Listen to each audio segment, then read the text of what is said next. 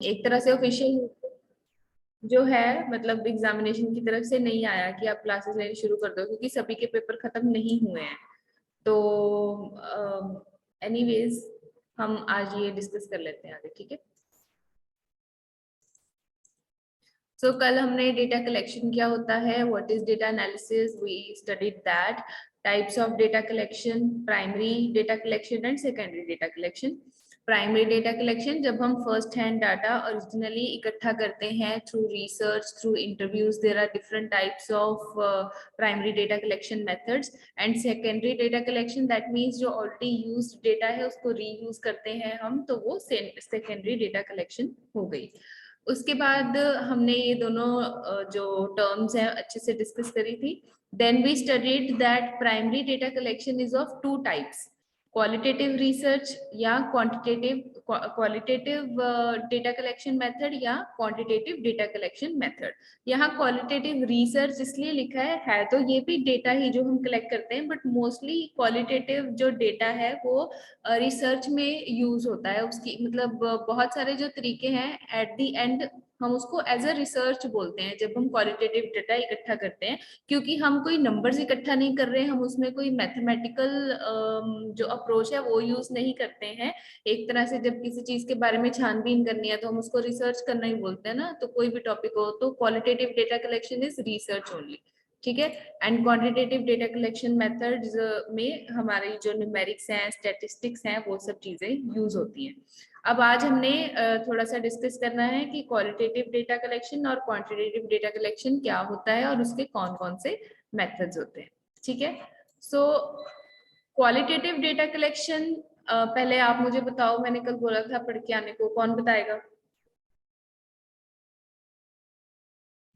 Ma'am मतलब ना मुझे इसका समझ नहीं लगा कि इसको प्राइमरी क्या कहते हैं डेटा के साथ क्यों किया गया है, इसका समझ नहीं लग रहा है। प्राइमरी डेटा के मैं इसको रिलेट नहीं बच्चे, कर पा प्राइमरी रही। डेटा कलेक्शन के क्या क्या मेथड्स होते हैं? प्राइमरी डेटा कलेक्शन, अगर आपने फर्स्ट हैंड डेटा कलेक्ट करना है, अगर आपने खुद ओरिजिनली कोई डेटा बनाना है, तो उसको इकट्ठा करने के क्या क्या तरीके हो सकते हैं? इंटरव्यूज हो सकती हैं, आप डिस्कशन कर सकते हो, आप रिसर्च कर सकते हो, किसी केस स्टडी को पढ़ सकते हो, यही सब चीजें ही होती है ना, इंटरव्यूज ही होती हैं बेसिकली। अब इंटरव्यूज टेलीफोन पे भी हो सकती है, फेस टू फेस इंटरव्यूज भी हो सकती है, इन डेप्थ इंटरव्यूज भी हो सकती हैं। सपोज कोई राजा महाराजा है इस टाइम पे जिंदा, या राजा महाराजा की पूछते हैं और आपको उसकी हिस्ट्री के बारे में सर्च करना है, तो आप उसके साथ इंटरव्यू ही करोगे ना, उस इंसान के साथ एकदम डीप इंटरव्यू करोगे, तो वो प्राइमरी डेटा कलेक्शन है।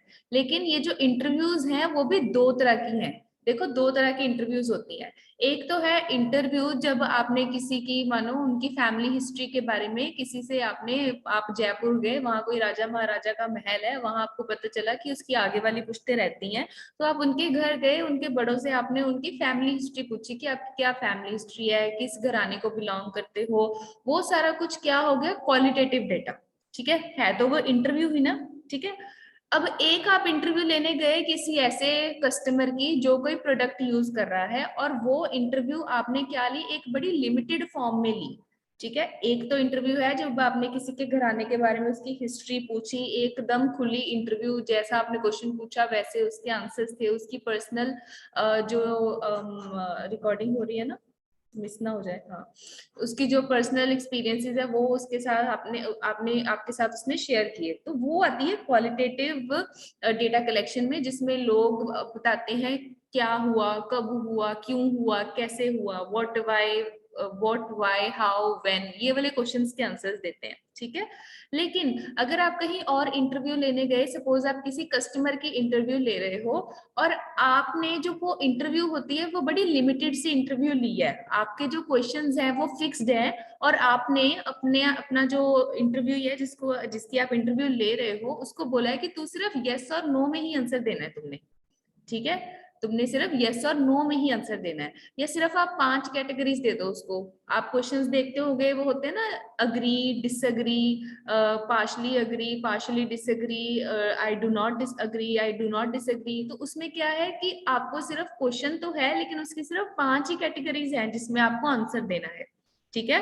तो सपोज आप कोई सर्वे कर रहे हो, उसमें आप ये ऑप्शंस दे रहे हो, 4 ऑप्शंस दे रहे हो, अग्री करते हैं, डिसएग्री करते हैं, कि कोई भी क्वेश्चन है, पार्शली अग्री करते हैं, पार्शली डिसएग्री करते हैं। तो अगर आपने इसी तरह का सर्वे 100 लोगों से करवाया, या इसी तरह की इंटरव्यू आपने ली 100 लोगों से, तो एंड में आप कैलकुलेट कर सकते हो ना कितने लोगों ने अग्री आंसर दिया, कितने लोगों ने डिसएग्री किया, कितने लोगों ने पार्शली अग्री किया, कितने लोगों ने पार्शली डिसएग्री किया। So can you see the difference? जब आप किसी के साथ एकदम ओपन एंडेड बड़ी ही खुली हुई इंटरव्यू लेते हो, वो क्वालिटेटिव डेटा कलेक्शन में आती है। जब आप उसके बारे में, उसके ओपिनियंस के बारे में, उसके एक्सपीरियंसेस जानते हो, उनकी स्टोरी जानते हो, किसी भी चीज के बारे में, वो क्वालिटेटिव डेटा कलेक्शन में आता है तो वो भी प्राइमरी डेटा कलेक्शन ही, आप खुद ही कर रहे हो सारा कुछ। लेकिन जब आपके पास नंबर्स इन्वॉल्व हो गए, जब आपने देखना है कितने लोग अग्री करते हैं, कितने, how many people agree, how many people disagree, वहां मैथमेटिक्स आ गया ना। आपने काउंट करना शुरू कर दिया कि आपने इंटरव्यू तो लिया, लेकिन कितने लोगों का क्या ओपिनियन है, आपने जो ऑप्शंस दिए हैं उनको टिक करने के लिए, उनमें से ही वो कोई आंसर दे सकते हैं, वो कोई अपनी कोई स्टोरी वगैरह नहीं लिख सकते। तो जो ये वाली इंटरव्यू है वो क्वांटिटेटिव में आती है, और जो दूसरी इंटरव्यू है जिसमें लोग अपने एक्सपीरियंसेस शेयर करते हैं, वो क्वालिटेटिव में आती है दोनों इंटरव्यूज, है दोनों प्राइमरी डेटा कलेक्शन मेथड, लेकिन इनके 2 अलग अलग टाइप हैं आगे। क्लियर हुआ जसकिरण? हो गया मैम अच्छे से क्लियर। ओके। सो हाँ जी, qualitative data collection approach. Gunveer, please read first paragraph and explain.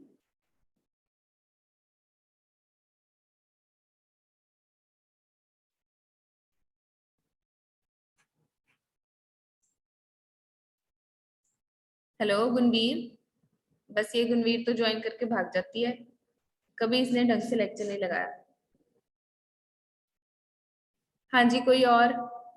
Jaskiran आप ही रीड करके एक्सप्लेन कर दो क्या लिखा है यहाँ। मैम मैम मैम इसमें जैसे क्या कहते हैं ऑनलाइन फॉर्म्स है, तो उसमें भी हम क्या कहते हैं पूरी उनसे मतलब। लिख रही है, are you able to see it?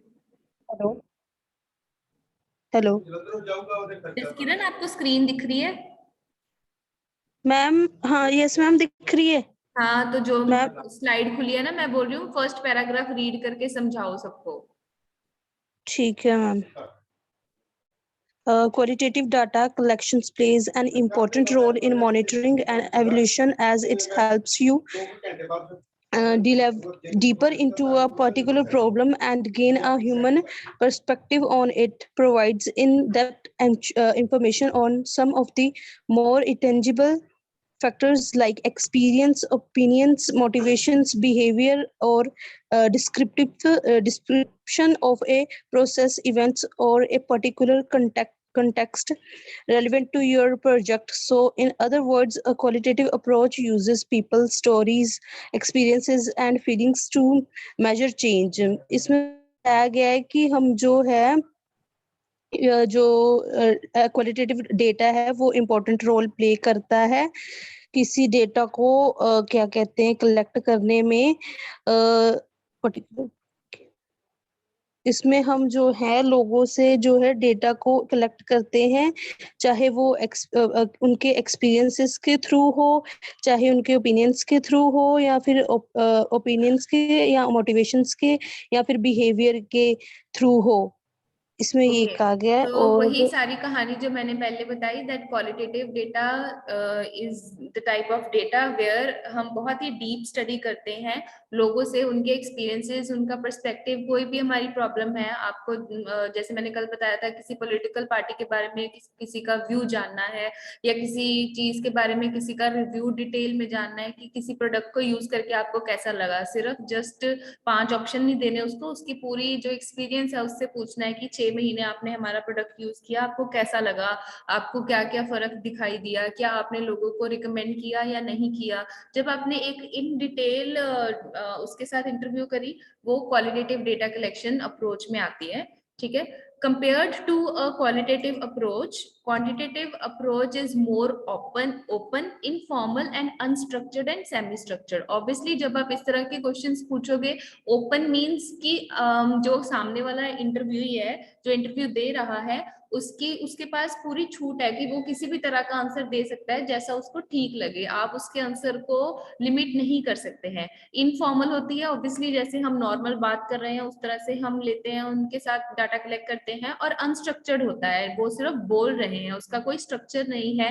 आपने देखा होगा जब भी कोई इंटरव्यू लेने जाता है, या तो उसकी वीडियो बनाता है या जो वो बोल रहे हैं उसको रिकॉर्ड करता है, ताकि उसको एक अच्छे तरह से एक पैराग्राफ में उसको स्ट्रक्चर्ड वे में स्टोर कर पाए या समझ पाए, उसको समझ पाए कि वो क्या कहना चाहते हैं। बट एट द स्टार्ट तो वो डाटा अनस्ट्रक्चर्ड ही होता है ना, जो भी कोई कुछ बोल रहा है, it is not in a very structural form, क्योंकि वो तो जैसे उसके दिमाग में बातें आई जा रही हैं वो बोली जा रहा है। तो डेटा, एक तो डेटा का अमाउंट ज्यादा होता है, डेटा फ्लेक्सिबल भी होता है। फ्लेक्सिबल मीन्स कि डेटा किस तरह से कलेक्ट करें, उसके बहुत सारे अलग अलग तरीके होते हैं। इंटरव्यू भी हो सकती है, रिसर्च भी हो सकती है, इन्वेस्टिगेशन हो सकती है, केस स्टडी हो सकती है, हो सकता है कि हम ग्रुप डिस्कशंस करें, जो कि हम आगे जाके पढ़ेंगे क्या क्या इसके और टाइप्स होते हैं। So qualitative research is investigative in nature. जैसे कोई डिटेक्टिव इन्वेस्टिगेशन करता है, कोई पुलिस इन्वेस्टिगेशन करती है, उसी तरह से क्वालिटेटिव रिसर्च होती है।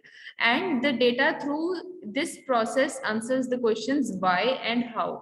मोस्टली ये आंसर करता है क्वेश्चंस कि जो भी हमने क्वालिटेटिव डेटा को कलेक्ट करना है, क्या सोच के हम उनसे क्वेश्चंस पूछते हैं कि कोई चीज हुई है तो कैसे हुई है उसकी कहानी बताओ, कोई चीज हुई है तो क्यों हुई है उसकी कहानी बताओ।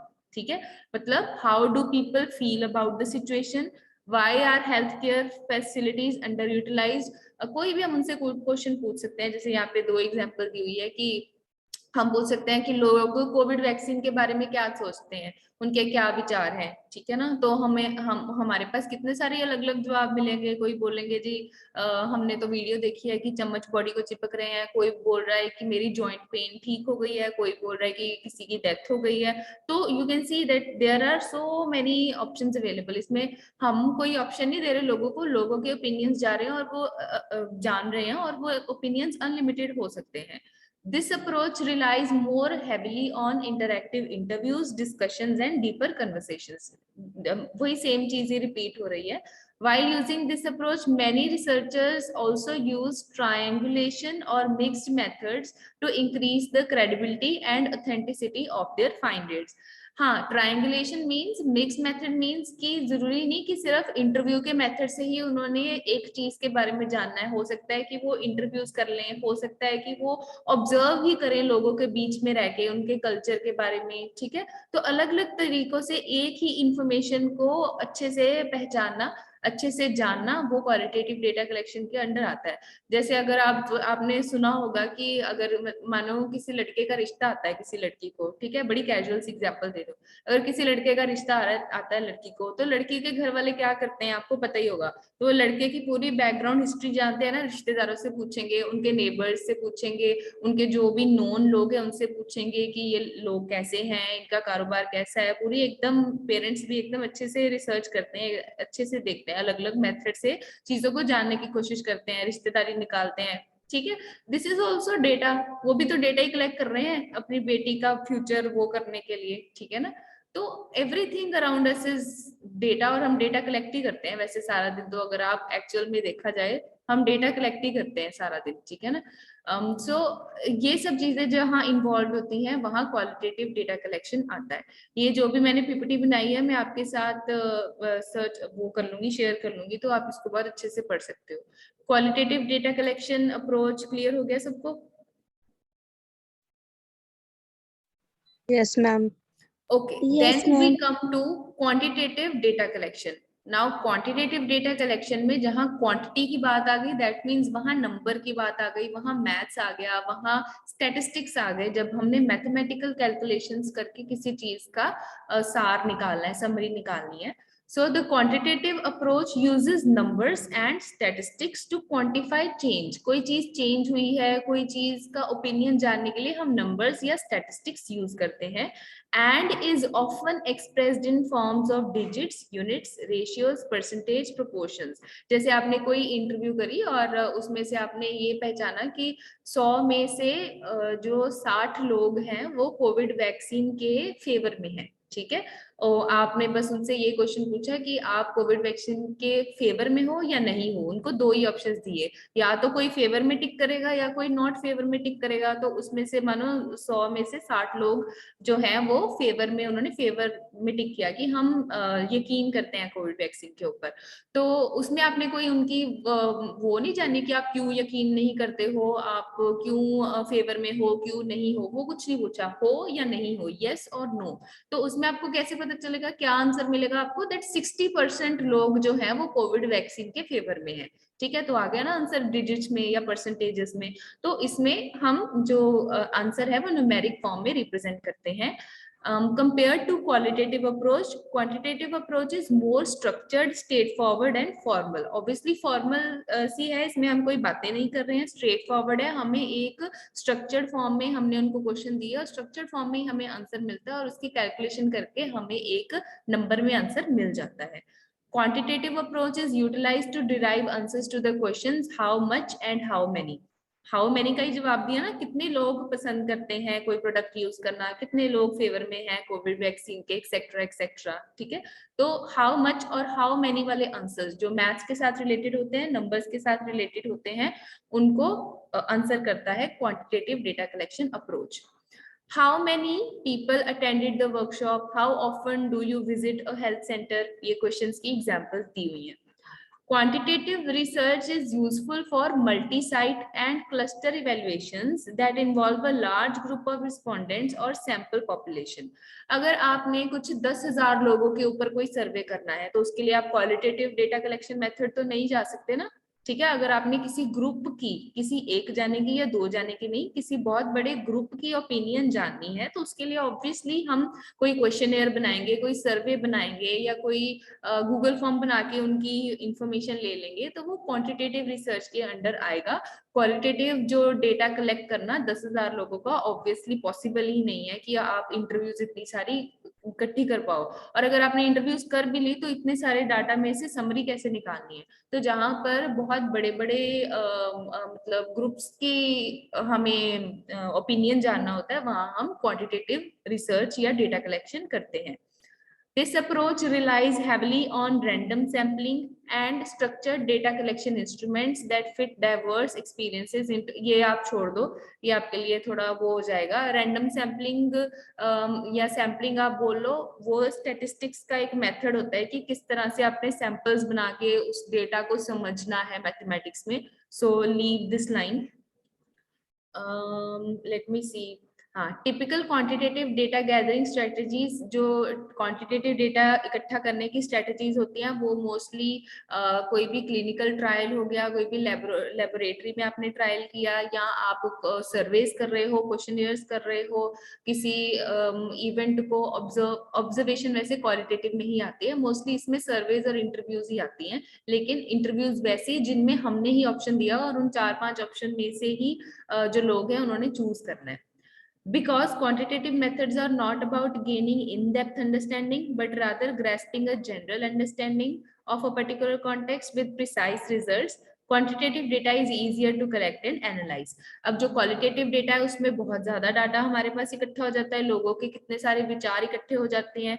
अब जब हम क्वांटिटेटिव मेथड की बात करते हैं, हमें किसी भी चीज की इन डेप्थ नॉलेज नहीं चाहिए, हमें सिर्फ ऊपर ऊपर से चाहिए कि लोग क्या, उनका एक इकट्ठा क्या ओपिनियन है, ठीक है। वो ऐसा क्यों है, कब है, कैसे है, वो हमें नहीं जानना, क्या उनका एक ओपिनियन है, सिर्फ वो जनरल एक टॉपिक के बारे में हमें अंडरस्टैंडिंग चाहिए होती है।